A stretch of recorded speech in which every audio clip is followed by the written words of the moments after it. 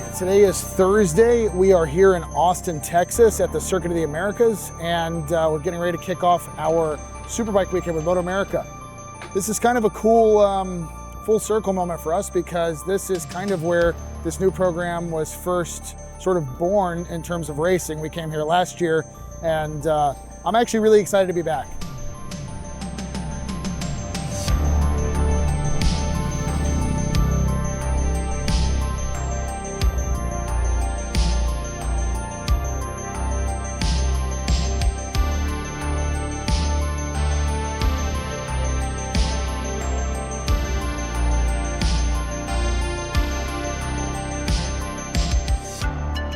Coming into Austin, we were in need of a rider.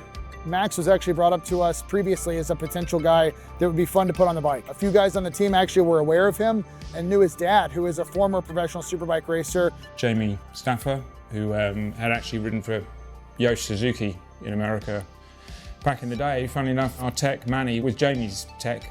I knew his kid was racing in Australia for the factory Yamaha team over there. And yeah, it just so happened that Jamie and Max were going to be in town. It was funny how it all kind of came around full circle from when his dad rode and Manny was the mechanic. I'm super excited to get my debut in the MotoAmerica Championship underway with the Superbike Unlimited team. Throughout the week, I've just been sort of getting adjusted to the climate. It's a little bit different to the Australian weather at the moment, and getting over all the bit of jet lag and whatnot. But we're here on setup day now and starting to interact with the team. And yeah, look, it's super exciting. I'm really looking forward to getting on track tomorrow and getting a feel for the bike and starting to work and progress with the team throughout the weekend. Max seems really excited. He's ready to show up and do some work. There's going to be a lot of development this weekend, but honestly, I'm here for it, man. We're looking forward to just going through the steps and trusting the process. Yeah, that's what it looks like. Yep, so that's your last lap and then your best lap. Yeah.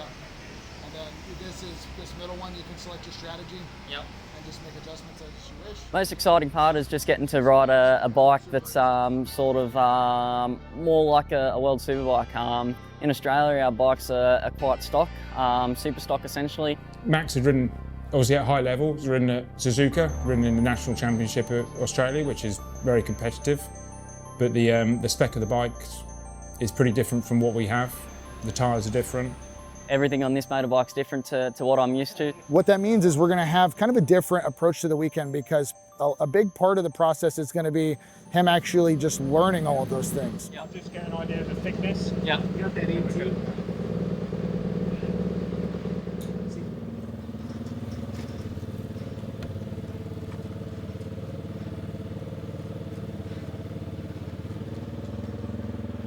For Max to come in, no testing, jump on the bike, new track, one of the longer ones that we have on the calendar, new bike, new team. So you know, expectations had to be tempered, but I was pretty excited, honestly, to see what he could do. We're not necessarily setting a lap time goal or anything like that. We're mostly just going to try to progress the session as efficiently and quickly as possible, get Max really comfortable.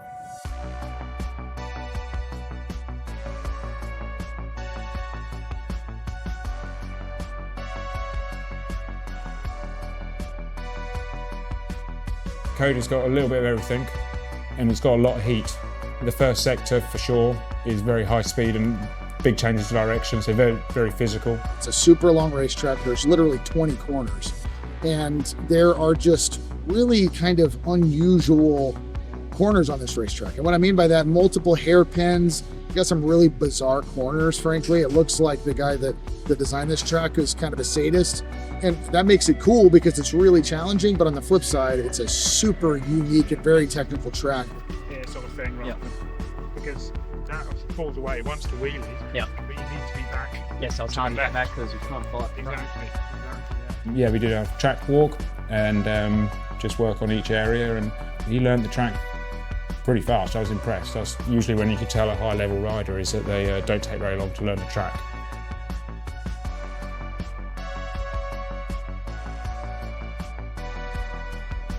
with this being sort of a completely new entry and new rider and new team name, we wanted to make it a very distinct change visually. So we settled on a really classic blue, you know, obviously Yamaha, it's a natural color and it's just a great look on the R1.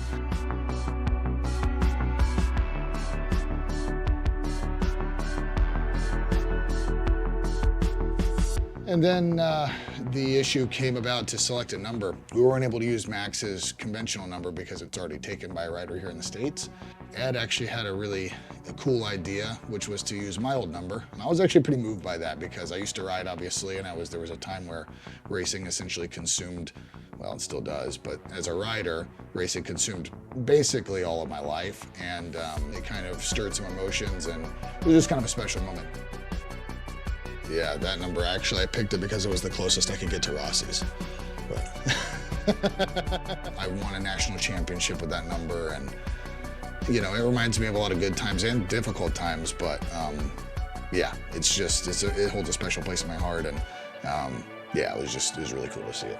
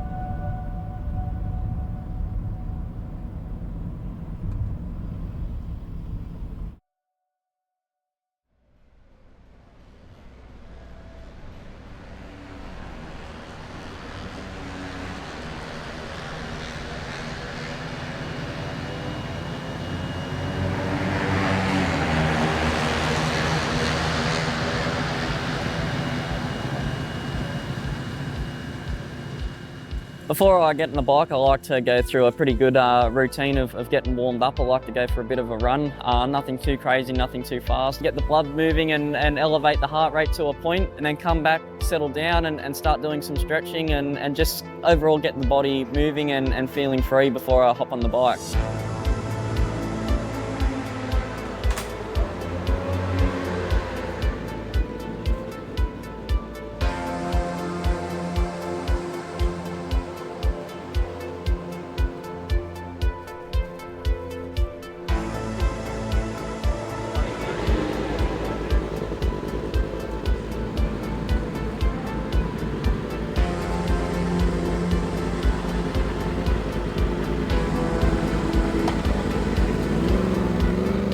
Great to finally get out on track. The first few laps were quite cool. As I said, it's pretty much my first time on a full-on superbike.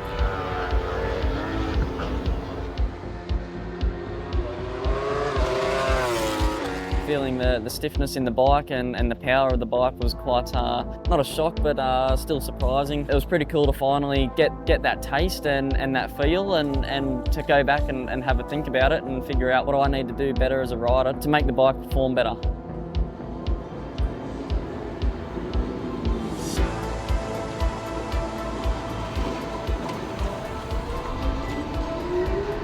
Sometimes it feels like there's probably too much traction cut in, then when I stand the bike up, it like accelerates. Yeah, okay.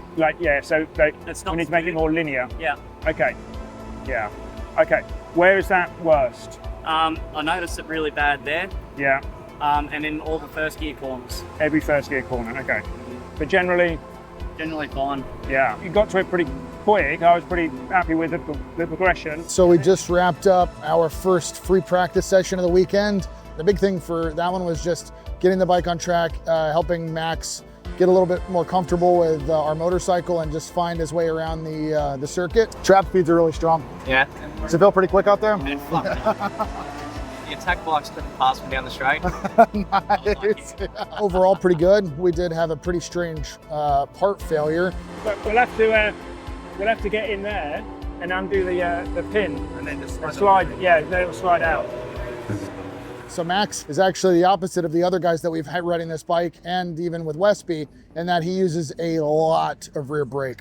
And what happened is we have our rear brake carrier. It's a square piece that actually slides into like a rectangular slot in the swing arm. And he was using so much braking force that it actually sheared the flats on that square and rotated the bracket. We've got a spare one, but obviously we just got to make sure at the minute where it's done that, it's gone over the top of the pin. So we've got to get the pin out. Yeah. But let's make sure we understand why the fuck it did that. Yeah. I mean, it's weird. Yeah. I was using a lot of brake, but no, but you should be able to. Yeah, but you should be able to fucking stand on it all you want. You know what I mean? That did bring the session to an early end, but overall, good session. The big thing for that one is just working with the balance of the bike. We think it might have been a little bit too stiff for Max for that first outing, and so we'll probably just soften up the suspension a little bit, make some minor changes to the balance of the bike, but overall, working really well. So excited to get back out there and see what kind of lap times we can get to.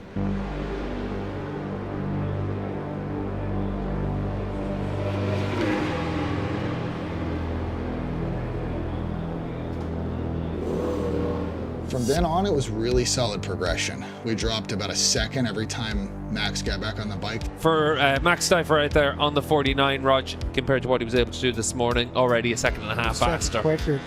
And I think he's going to continue to pick up time as he figures this track out, and maybe toward the end of the session could be valuable to get behind somebody and maybe follow him.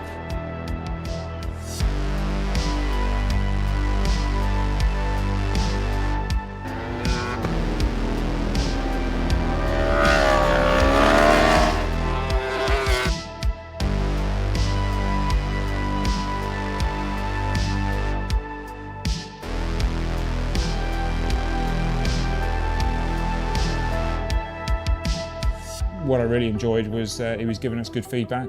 His feedback was matching the data. We were making changes, and each step was good. So the direction was positive. Obviously, it's such a long lap. You have limited laps. So yeah, I knew that Friday was going to be more of a learn on the track day.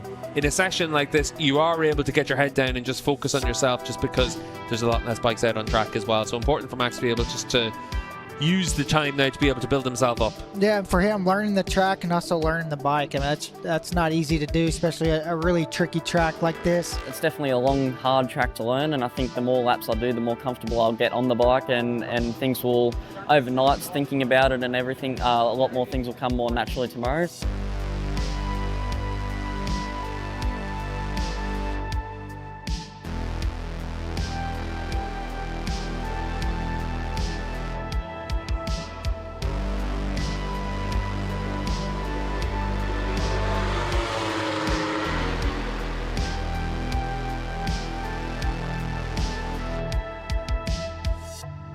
Without the rear brake, do you feel like you've got enough engine braking, or do you want more?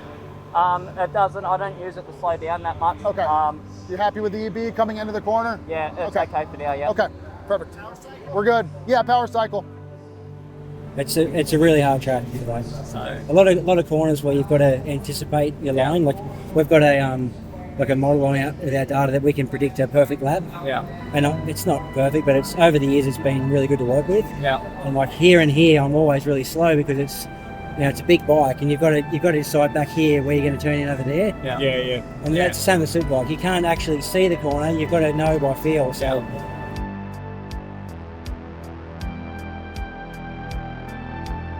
Troy Herfoss has been in here a bit, helping us out. He's a great mate of mine and my dad's back home. He's got a wealth of experience. So just to have his thoughts and opinions and just listening to his advice, it's always so helpful for anybody. And also had a lot of help from Matthew Skoltz, so it's been cool to have him in here and someone who's ridden an R1 around this track fast. It's great to have his insight and his sort of opinion on what needs to be changed and need to do to keep moving forward.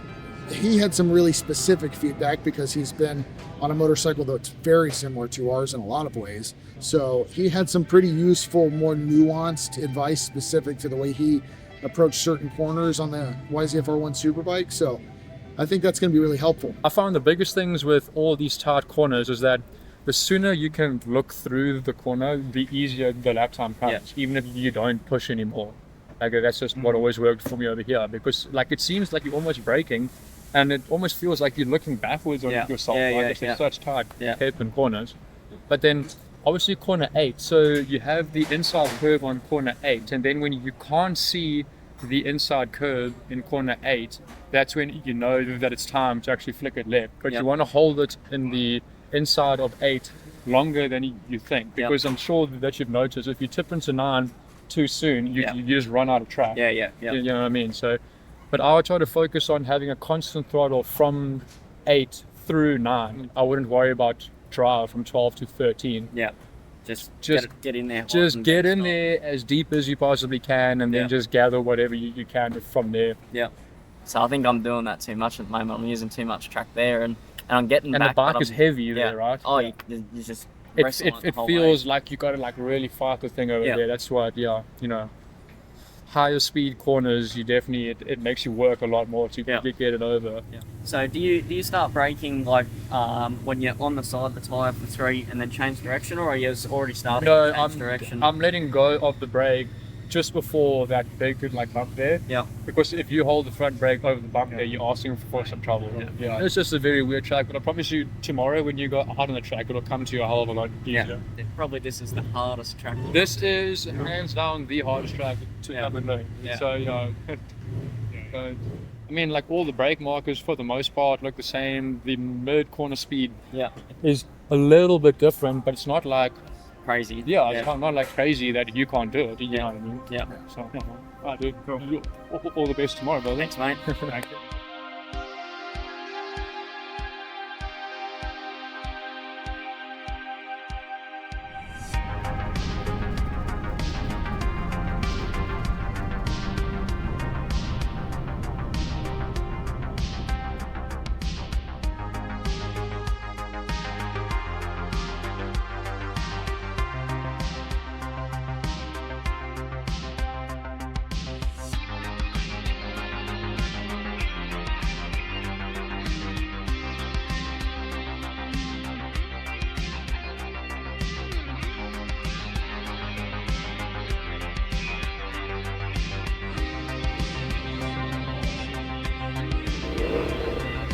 Qualifying 2 really started to find a little bit of form. It was my first time using a Q tyre. We don't get that in Australia and anywhere else I've ridden. I feel like I probably left a little bit out there with that, and I feel like if I came in and we put another one in straight away, it would have been a lot better and I would have made a lot more use out of it. But it was great to finally sort of get some more laps in and finally find a little bit of speed. And it's tough for what Max is doing, coming here jumping on a bike that he's never rode before, a track that, you know, is really tough to learn and don't have a lot of laps, hasn't raced these guys all year, so it's tough, but it's a great opportunity. It's great to see him in the class. Nice. Yeah, I mean, that's a bit of a massive step, you know, so we're making another step in the race, then warm up, it's good, 1 minute, so we pull the bags. 1 minute max.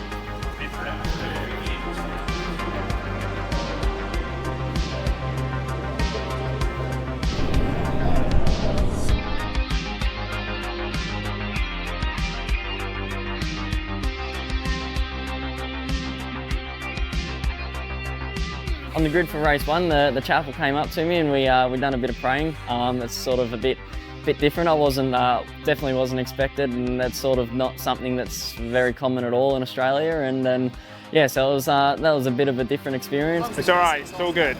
It's all good. The Lord is on your side, so you're all right. Well, I'm not religious at all.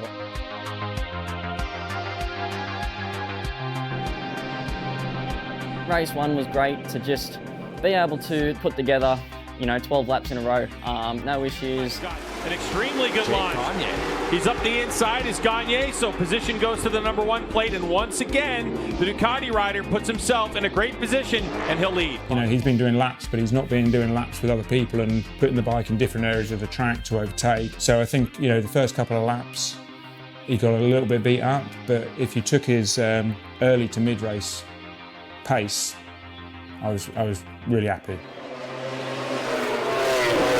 Yeah, the result wasn't great, but we had to be realistic, and we saw the progress and we saw the potential, so we were happy.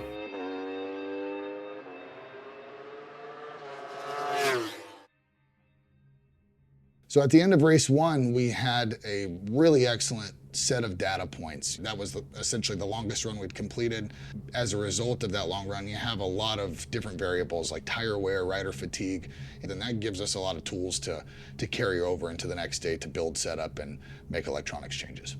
Coming into the weekend, I'd planned to make a fairly big setup change for warm-up. Just by that time, he kind of would have a decent handle on our bike, decent handle on the track, and just to give him a bit of a different feel. But with the feedback that we were given and what the data was showing, it was kind of pointing us in a direction anyway.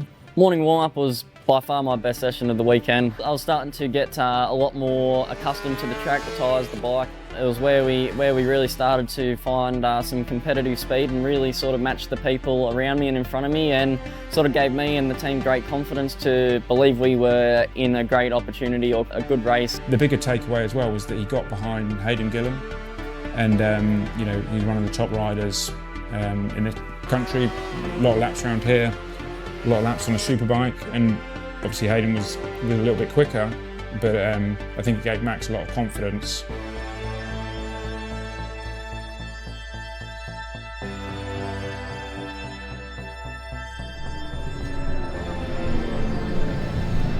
Going into race 2, we made another change, and I was really confident, honestly. I really thought that the direction was good. Max was feeling really good, and yeah, I think you know, we all thought race 2 was going to be good and give us a result that he deserved. You know. Yeah. So you know, this morning, I said you give you a bit of confidence following Hayden. But I mean, that's where you should be. So these guys here, like this guy next to you, the one over there, they ain't gonna be, they're just gonna be in your way, you know, so just fucking get through that, chap, you know, so, but that's not your level's up there, so, be good. Max got a really good start. Unfortunately, Kota has got maybe the widest entrance to a corner that goes into, you know, single file, so he got a good start. He was where he needed to be, behind the Hondas, but unfortunately he got collected. Bike got hit from behind, it broke the tail, and damaged the harness. The bike cut out. Oh fuck, he's got his hand up. I think he got hit. Are you fucking kidding me? Under braking they go, and Bobby Fong on that attack performance, that progressive Yamaha onto the back straightaway we go. Now we're going to see what kind of speed Fong has, and Josh Herron back there in first on that Ducati. He had his way on the back straightaway with the rest of the field. We're out. God fucking. No, that's that. Yeah, look, race 2, there's not much to say other than really disappointed. It's heartbreaking. I got a great start. I was right on the back of the 2 Hondas, I think maybe JD and Ashton Yates. That was sort of where I was aiming to be in the race, and I feel like those 2 probably could have pulled me along to some pretty quick lap times and a great race result. It said bike 4.9 down in turn 3. I don't know if he was trying to get it going and something happened to it. But it didn't look like it hit it hard enough to, I don't know.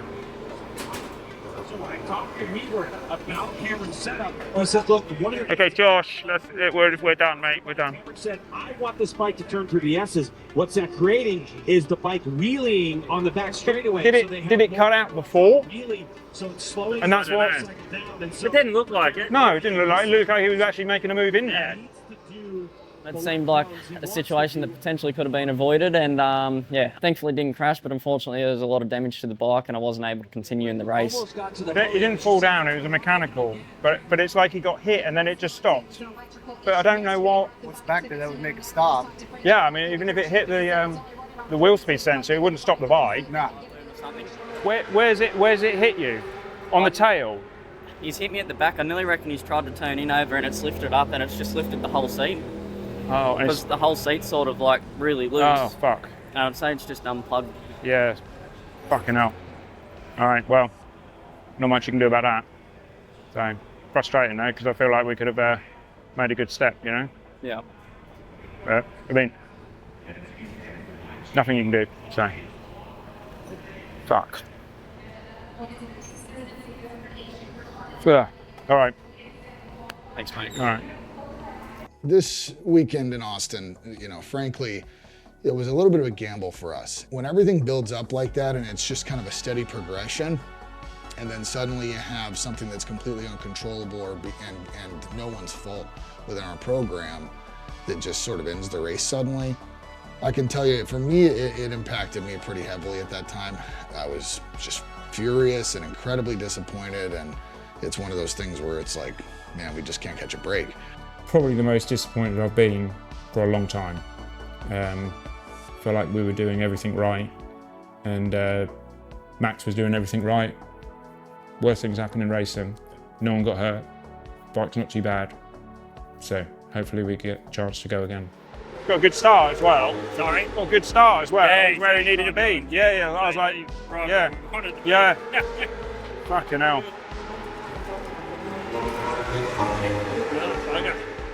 Right. Pretty heartbreaking, that. Yeah. Felt like we were doing the right things. I just felt confident. Yeah. Was there a moment on Sunday afternoon where you felt like that seemed like that steered of the season? Yeah. It's really hard on certainly Freddie and the rest of the team that we feel like things are going in the right direction and doing the right things, and it's just not happening.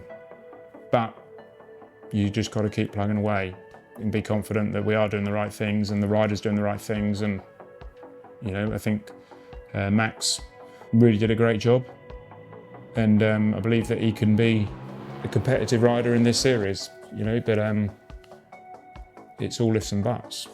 The reality is the funding for this is slim. This could be it. We might be done for the year. We don't know if we're going to go do Jersey. You know, there's tremendous amount of cost in each one of these events, and we might not be able to put this thing together.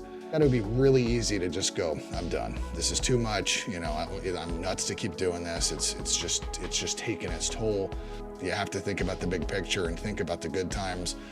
And remember that you're not in this because it's easy. You're in this because you love it. And sometimes the things that you love to do aren't easy. They're meant to be incredibly challenging. So it brings out the best in us. So yeah, there's times where for sure, at that particular moment, I was like, man, it'd be easy to pack this thing up and go home and save a bunch of money and find another hobby. But the reality is we can't do that. We do this because we've invested our lives into it, and we're not gonna just walk away.